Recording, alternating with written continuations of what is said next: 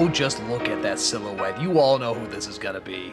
Yeah, it's fucking Batman. Do I even really need to explain this? It's fucking Batman. Just listen to him say it. I'm Batman. God, it's fucking Batman! But okay, for the sake of some integrity, I'll go into more detail. First of all, let me make it specific which Batmans I'm talking about, seeing how there are so many of them. There's a lot of good renditions, but the ones that stand out the most to me are probably the Michael Keaton version and the Kevin Conroy version. These guys are the definitive Dark Knights. Yeah, I know, what, no Christian Bale? Those weren't street thugs. They were trained killers. Yeah. No, but even taking the goofy voice out of it, I still stand by these characters the most.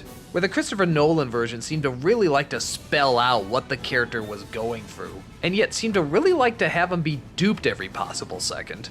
Yeah, just hold that duh face even more, it makes you look more empowering. Duh! These two versions definitely showed their weaknesses as well, but more often showed their strengths.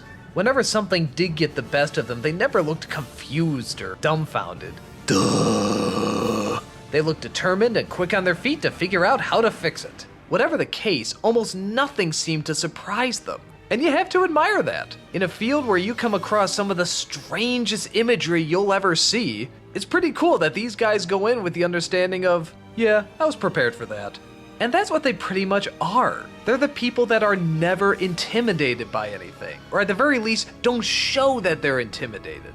There's certainly times in both of their story arcs where they do show their weaknesses and when they are letting the stress finally get to them, but they do their best to keep it their problem and not anybody else's problem. I really respect that. Batman has almost gained this reputation now as the brooding jerk who just waits in the shadows and never trusts anybody. And some retellings do, I think, exploit that a little too much. But these two have it at the perfect level. They will put their trust in people, such as Alfred, or Selina Kyle, or Vicky Vale, or Andrea Beaumont, or I don't know, there's people out there. But the point is, it's still only a distinct few, and they still at least try to make an effort to battle it themselves before actually going to someone else to ask for help. And they do it when they finally know they need help. They're not stubborn, they're smart. This is a character that has so many demons to battle. And with these interpretations, you never have a doubt that they won't be able to battle them, but you never quite know how they're going to do it. You just know they're gonna do it the right way.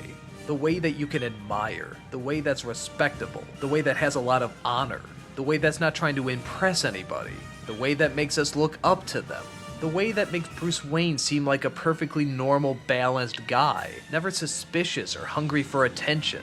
Batman was the ultimate hero growing up. He represented tragedy at a young age, but an overcoming strength in his later years, with that strength always being challenged, but never being truly defeated. It's that kind of responsibility I looked up to as a kid, and I still look up to nowadays. The responsibility to do what is needed, whether it's with help or completely on your own. What else can I say? It's fucking Batman.